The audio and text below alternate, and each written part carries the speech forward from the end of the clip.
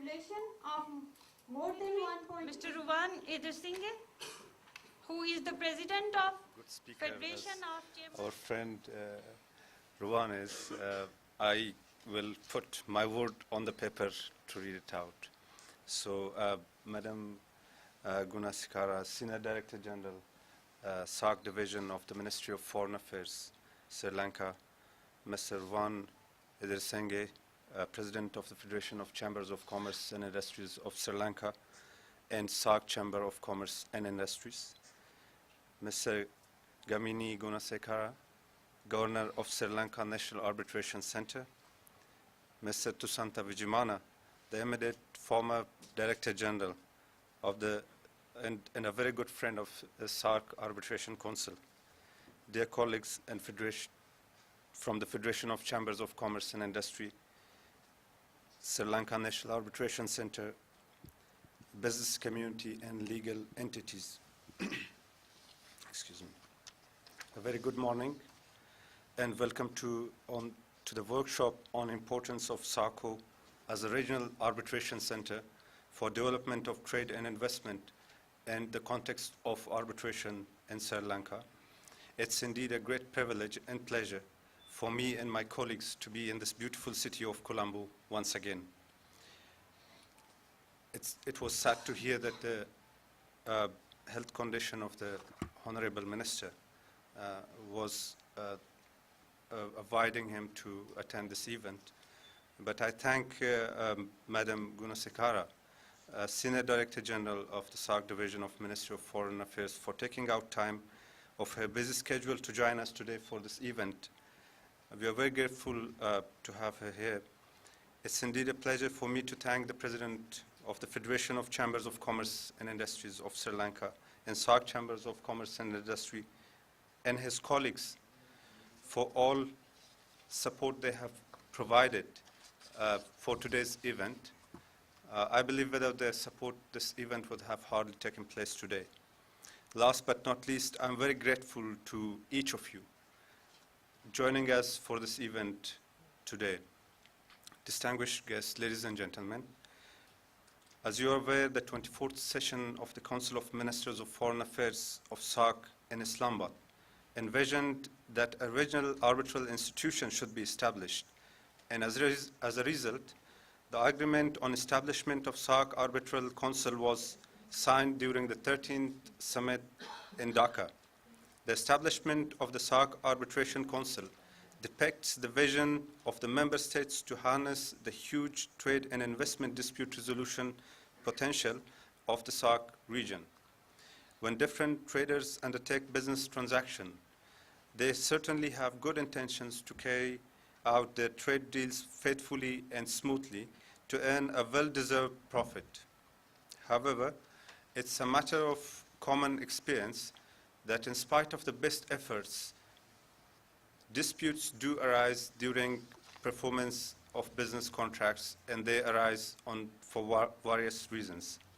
Minimal use of formal contracts between the intra-SARC trade, no payment of transaction amount, poor quality or non-shipment of goods, lack of awareness among the business community regarding ADR mechanisms have contributed to the volume of disputes in the trade spectrum within the SARC region. Nevertheless, the markets and the nature of business and trade have turned more complex and prone to to disputes which have a very sophisticated nature and require a more professional and responsive mechanism for dispute resolution. Unresolved disputes tend to upset the smooth performance and successful completion of business contracts and may therefore render an otherwise profitable transactions into a probable lose. Therefore, it's necessary for carrying on business transactions smoothly and profitably that the area of dispute during performance of contracts is narrowed down and provision is made for amicable and quick settlement of disputes that may still arise. In more recent time, arbitration has grown from a traditional dispute settlement system used by various localities into one used worldwide for both domestic and international disputes. These parties are not only private enterprises, but also state institutions, regional and international organizations. Referring disputes and registering clause of arbitration in the business contract is no more a matter of choice, rather it's a necessity. Therefore, the decision to establish the SARC Arbitration Council, among others, has been a timely and reasonable decision by the SARC member countries. SARC Arbitration Council is mandated to provide a legal framework within the region for fair and efficient settlement of disputes, commercial, industrial investment, and disputes of similar nature, to facilitate and ease business activities and transaction among the SARC member states.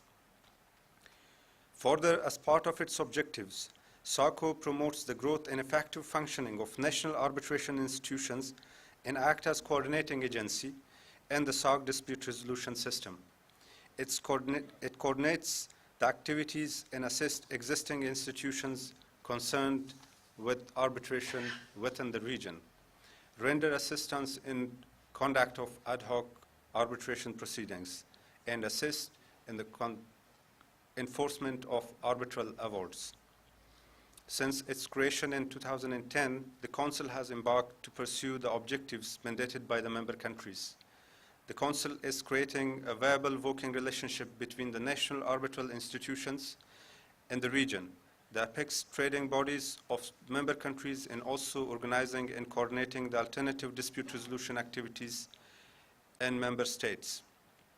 The Council maintains the list of arbitrators, which consists of professional arbitrators nominated by the member countries who perform independently of their national nomination when engaged with arbitral proceedings by the parties to a commercial dispute.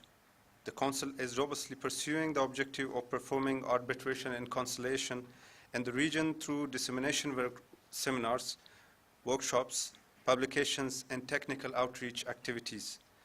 This workshop today is also part of the endeavors, which informs the national trading communities and relevant professional bodies that a mechanism has been put in place to resolve commercial disputes with the within the SARC region, and they also can benefit from this setup. The need to use this council as a dispute resolution mechanism has never been higher, keeping in the view the huge trade and investment spectrum of the SARC region. Honorable Chief Guest, distinguished participants, as observed, the trend and support for the institutional arbitration as an alternative dispute resolution method to resolve commercial dispute is growing. The upright approach of the judiciaries to support institutional arbitration and ADR for quick and efficient settlement of commercial dispute is a welcome change. Efforts made by the government of Sri Lanka in supporting and promoting alternative methods of dispute resolutions are commendable. Recent initiatives by the relevant departments, namely the setting up of International Arbitration Center in Colombo, creation of Commercial Mediation Center to conduct and facilitate mediation and conciliation proceedings for the resolution of disputes arising between parties in commercial matters, and the establishment of the Mediation Boards Commission are all the pivotal steps introduced by the government of Sri Lanka to foster ADR and make the process of commercial dispute resolution more efficient and effective. The future of international commercial arbitration in South Asia is bright, and continuation of efforts in this regard shall bear fruit and help develop the immense talent pool of arbitrators and budding professionals eager to work towards the modern and viable trade environment in the SARC region. With this said, I look forward to our panelists in the next session who will further elaborate on the topic and discuss the issue with more depth and broader perspective. I thank you all very much. Contribution and continued support for the SARC, and especially for SARC Arbitration Council, is highly commendable. Therefore, now I would like to request our today's chief guest, Ms. Yasoja Gunasekara, Senior Director General, SARC Division, Ministry of Foreign Affairs, to come and express your views. Let's give a warm welcome to her. Please, ma'am. Abdullah Jalali, Director General of the SARC Arbitration Council, Mr. Tushanta Vijayamana, former legal advisor of the Foreign Ministry, who is also Emeritus Director General of SARCO, Mr. Gamini Gunasekara, SLNSC Governor, and my friend Mr. Ajit Pereira, the Secretary General of FCCSL, as well as all distinguished invitees and participants here today. So, Ayubovan and Vanakkam. I was asked to speak today on the present and future course of SARC from the perspective of Sri Lanka. So my comments are in that context. So first and foremost, it's important to state that Sri Lanka strongly supports regional cooperation and integration and wishes to see the SARC member states working closely together for our common prosperity. And of course, Sri Lanka is very proud to have been an active member of SARC over the years. As many of you here are aware, SARC started off in 1985 with the intention of creating a closer economic union. So the initial concept was to focus on the economics. In fact, the last SARC summit in Kathmandu directed member states to accelerate the implementation of the SARC Free Trade Agreement, SAFTA, the Agreement on Trade in Services, SATIS, and the establishment of a South Asia Economic Union by 2030. As has already been stated, it is important for us to remember in this context that South Asia is probably one of the most dynamic regions in the world economically. India is now the 6th largest economy in the world with a nominal GDP of 2.45 trillion US dollars and ranks 3rd in GDP in terms of purchasing power parity. In fact, India recently overtook China as the fastest growing large economy in the world and is expected to jump up to 4th in rank in 2022. Bangladesh and Pakistan are both on the Goldman Sachs list of next 11 emerging economies, and Bangladesh is amongst the top 17 out of 134 countries in the list of GEP forecasts that are projected to have a growth rate of 6.4% or more in the coming year, according to World Bank sources. And the Bangladesh government has set a target of 7.4% GDP growth for the current fiscal year. According to the ADP, Pakistan has important strategic endowments and development potential and will experience 5.6% GDP growth this year. Bhutan is described by the World Bank as one of the smallest but fastest growing economies in the world. Its annual economic growth has been an average of 7.5% between 2006 and 2015. And Maldives is described by the World Bank as a development success story for much of the last 3 decades, with marine resources playing a vital role. GDP projection for Maldives this year is 6.7%.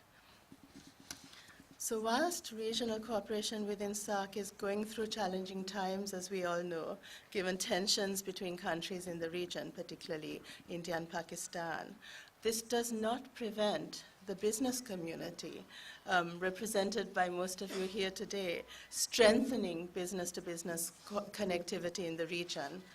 The business opportunity is actually huge. The World Bank has noted in 2016 that intra-regional trade in our region is still less than 5% of our total trade, making South Asia the least integrated region in the world. This is not a new fact, all of you know it. But I wanted to share, that we're completely dwarfed by East Asia, trading within the region at the rate of 35%, and Europe, 60% of their trade is within their region. So just to quantify, just to give an example as to how this is a lost business opportunity, it's 20% cheaper for India to trade with Brazil than its neighbor Pakistan. And there is potential for Bangladesh's exports to India to potentially rise by 300%. Of course, one of the reasons for the low intra-regional trade is the rivalry between India and Pakistan, as a large chunk of trade between the 2 largest economies in South Asia takes place via third countries, such as Dubai and Singapore. But there are other factors as well, such as high transportation costs, lack of proper physical infrastructure, cumbersome regulatory requirements, poor communication linkages, and presence of non-tariff barriers. If effective action is taken to grow the pie, there are significant benefits, of course, for all member states. So I want to take this opportunity to urge Sri Lankan companies here to engage with partners in the region and explore opportunities, particularly, I would stress, in trade in services. I know, having traveled around the region and served in 2 of the countries in the region, that we have huge opportunities in services, particularly educational services, tourism, IT, and financial services. If you look around the region, Sri Lankan companies have done very well in some of these areas, and there's huge markets.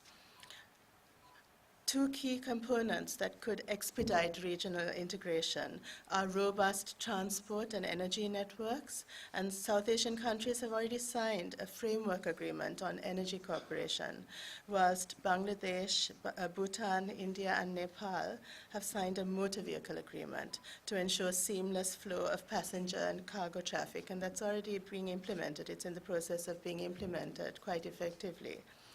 It is time that these agreements are implemented even more expeditiously so that countries in the region could generate ample electricity to power manufacturing and households, and proper road and other transport networks could be built to promote regional trade.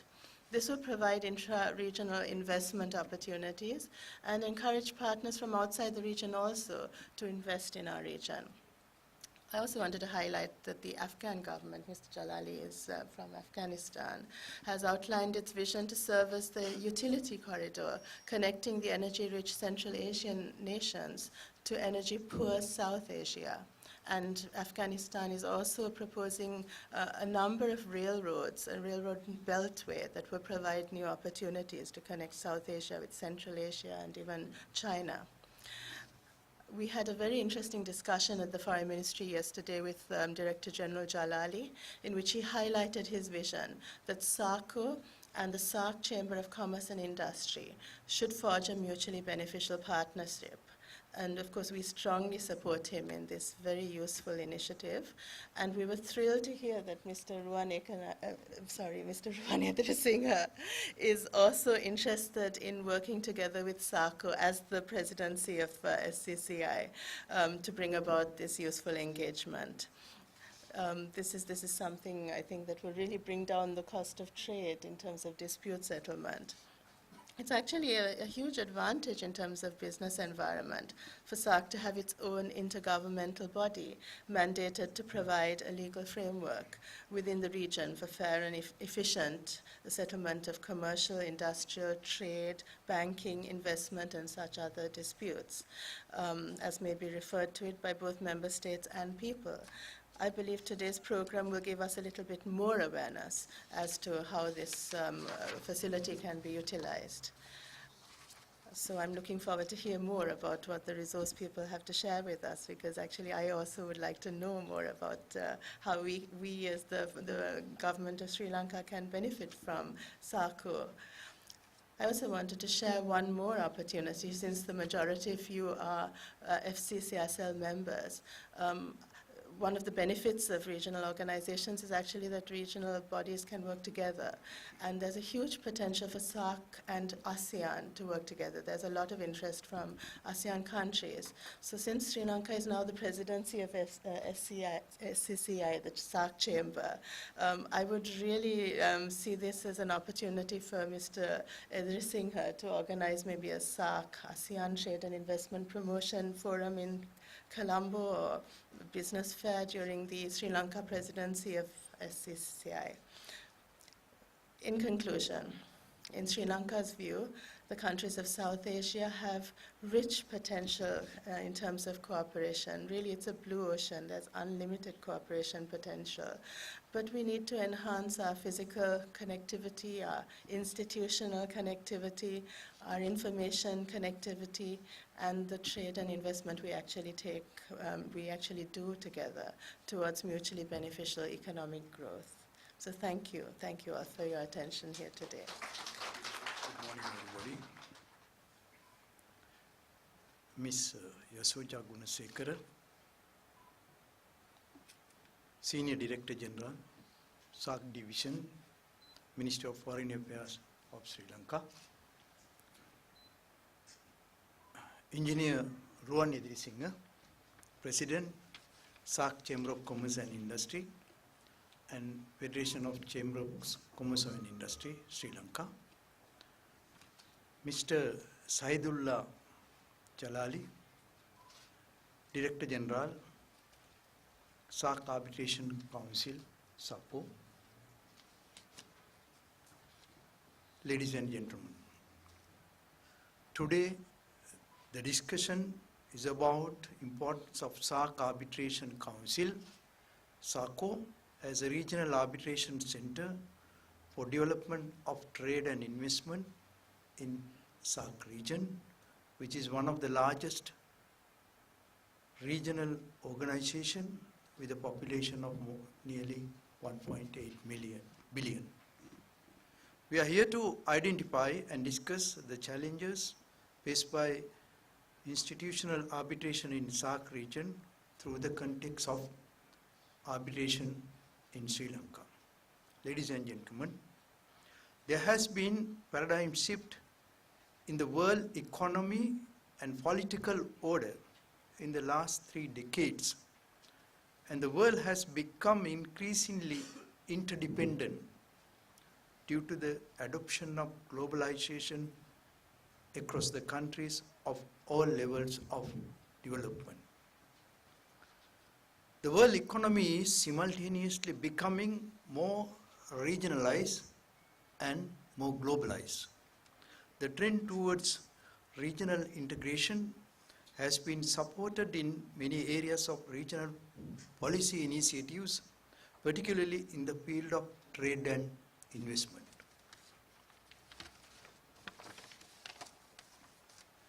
When we look at structural changes in the SARC countries, the last 2 decades could be defined in terms of certain common indicators. We can expect an average of more than probably 6% GDP growth in the region. Engineer Ruwan Edirisinghe, he mentioned in his speech, it will be around 7% GDP growth in the region. May not be true with Sri Lanka when you see the last year's 3.5, but average it will be 6.5 or more than that. It's a remarkable achievement. The trade contribution to GDP by sectors shows that of all the economies, the share of agricultural sector declined and the service sector has grown over the last 2 decades significantly. Industrial sector too has grown remarkably. When you see the past records, industrial and service sector contribution to the GDP of the region is more than 80%. Service sector contribution to GDP in this region, when you see the past records, this trend is continuing more than 55%, 53-55%. As Asia is going to be the economic powerhouse of the world, as SARC countries are part of Asia, we have a major role to play in trade and investment in the region. The growth in the region remains stronger than most other comparative regions. In Sri Lanka point of view, we have signed free trade agreements with India, Pakistan, recently with Singapore, and we are now having discussion with China, Thailand, and Malaysia to establish free trade agreements in the near future. We have attracted US dollars 546 million worth of FDIs during the first quarter of 2018. India was the top investor and followed by China and Hong Kong. The government target is this year, the foreign direct investment is 2.5 billion. I am sure we can easily achieve this target, probably more than 2.5 billion foreign investment for the year 2018. Our foreign direct investment for the year 2017 was US dollars 1.63 billion, doubling from the previous year.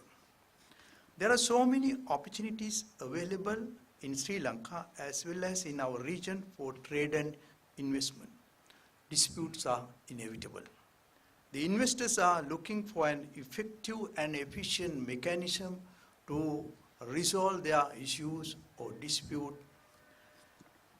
The available options are litigation, arbitration, and mediation, etc.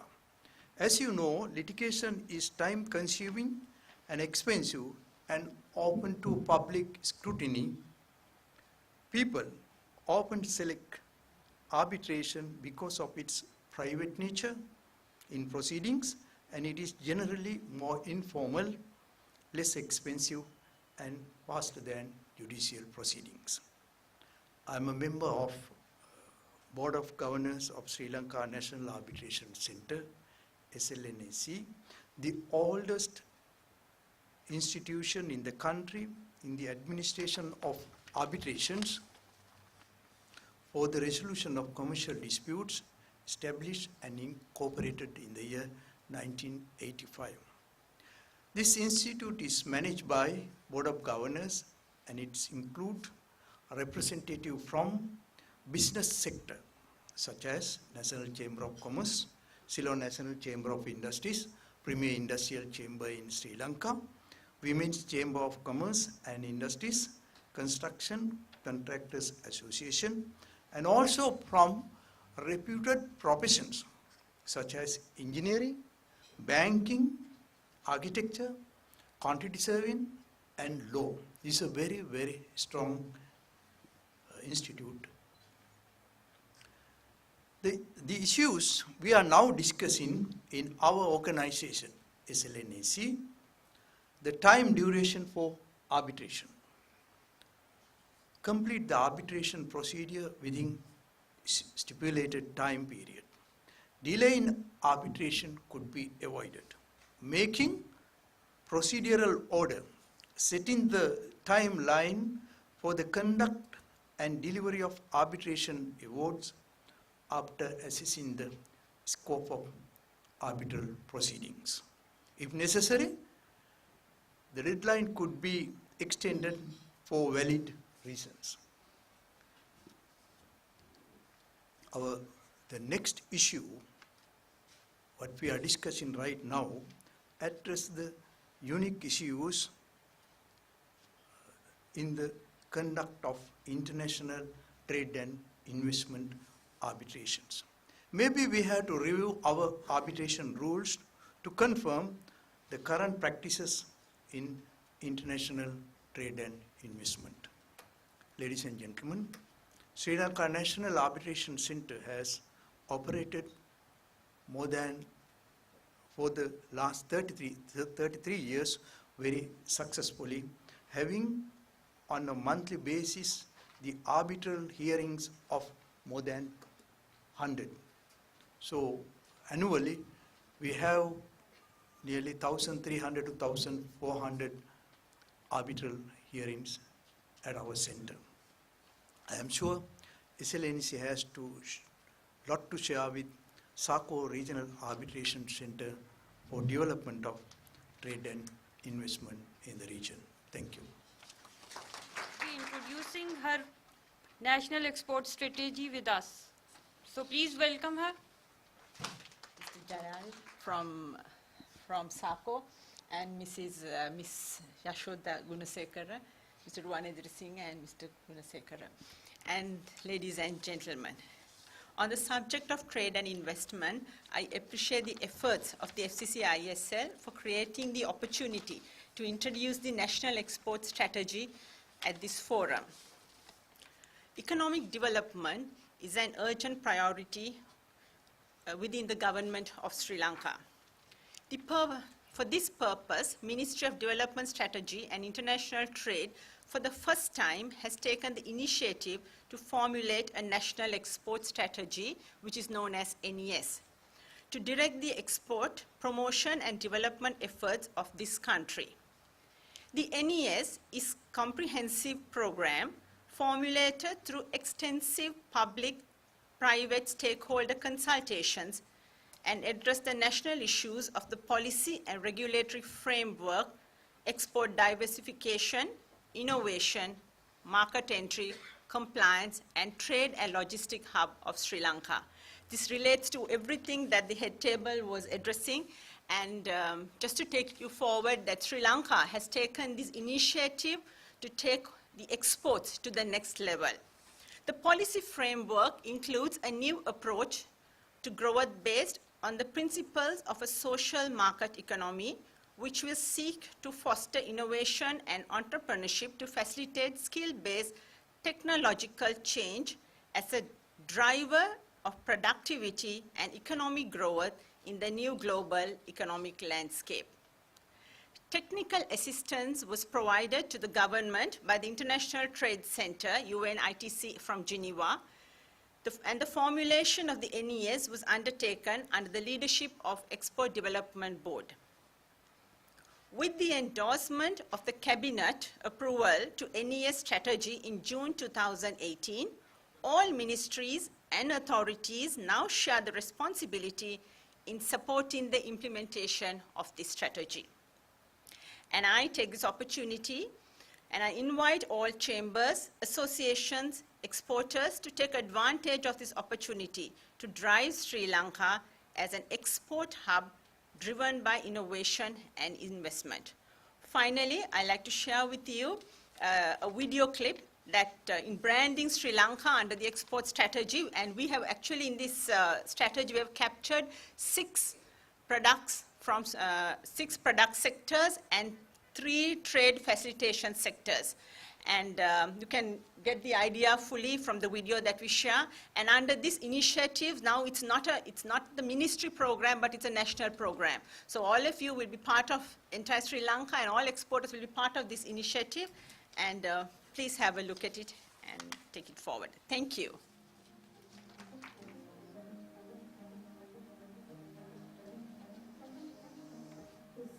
At the crossroads of east-west trade routes, Sri Lanka is an economy in transition. A largely rural, agriculture-based economy in the past, with a skilled and expanding workforce, the country is now transforming itself to become a more advanced, knowledge-based economy. In 2016, the export sector consisted mainly of apparel, travel services, transport services, tea, spices, and rubber, with export of services being a key driver of economic growth. Growing steadily since 2010, Sri Lanka outperforms regional competitors in key industries, especially in services. With access to over 2 billion consumers through bilateral free trade agreements with India, Pakistan, and Singapore, and trade concessions being granted to the European Union GSP Plus and the US GSP, the country has ambitions to project itself as a prominent trade hub in South Asia and the Indian Ocean region, much like Singapore and Dubai in their respective regions. With its big aspirations, Sri Lanka has launched itself as a vital economic player in the region. While simultaneously building on the strength of traditional sectors, the country is diversifying its exports to increase competitiveness and resilience in global markets. Sri Lanka hopes to increase export revenue to $28 billion by 2022. To reach these ambitious objectives, the government of Sri Lanka and local business and industry leaders have collaborated to design a comprehensive National Export Strategy, or NES, to transform the island nation into a knowledge-based and highly competitive open trading economy. National Export Strategy will aim to build more and more brands from Sri Lanka, export brands from Sri Lanka, from high value and high quality produce across many priority sectors. It will also have an impact on the trade reforms that we hope to undertake. It is up to the private sector to ensure the robustness of this strategy in taking it forward and generating more and more export revenue, expanding into new markets, as well as to sustain the objectives of this strategy. The NES is a driving force in line with other key national economic initiatives such as Vision 2025 to propel Sri Lankans to a higher income bracket. The National Export Strategy has identified, gone through all the studies which we have done over the past to support the export in Sri Lanka, so they can diversify the export basket and move into high technology, high technical production systems. The NES envisions Sri Lanka as an export hub driven by innovation and investment. Its main objectives are to create business-friendly, predictable and transparent policy and regulatory frameworks that support exports, to strengthen the market entry and compliance capacities of exporters, to become an efficient trade and logistics hub to facilitate exports, and to drive export diversification through innovation and the strengthening of emerging sectors. The government's strategy is to transform Sri Lanka into a hub of economic activity in the Indian Ocean. Therefore, drawing up of the national export strategy is extremely timely. This was done with close collaboration with the private sector, the trade association chambers, the ministries and departments, and it's an all-inclusive strategy. To create an enabling business environment for enterprises, the NES has focused on enhancing the country's performance in logistics, trade information and promotion, national quality infrastructure, and innovation and entrepreneurship.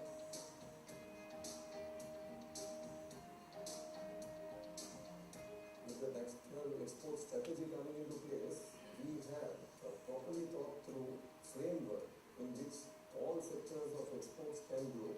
To increase export revenue and foster job creation, the NES, while supporting other established sectors, is also promoting the growth of 6 emerging industries, namely information technology, spices and concentrates, wellness tourism, processed foods and beverages, electronic and electrical components, and the boat building industry. National export strategy will certainly enhance the national and international visibility of the boat building sector. Revenue growth, market growth, direct and indirect job creation. Plan August and futuristic. The National Export Strategy will give a tremendous boost to promoting Ayurvedic medical tourism. And this will definitely help us grow quite a lot. The much needed investment to grow, improve logistics, proper data, proper availability of innovation. I believe that we will be able to unleash and harness our true potential. Since we have been granting that, the US been granting that GSP Plus, there's a new range of opportunities for trade exports for Sri Lanka companies. With the government's commitment to deliver sustainable growth, together with Sri Lanka's favorable business environment, the NES will create more jobs, improve livelihoods, and deliver collective prosperity to all Sri Lankans, from Hungary to Jaffna, and from Kalmane to Colombo. The NES is navigating the island nation to its rightful place in the Indian Ocean as an innovative, sophisticated, and dynamic trade hub, serving Asia and beyond.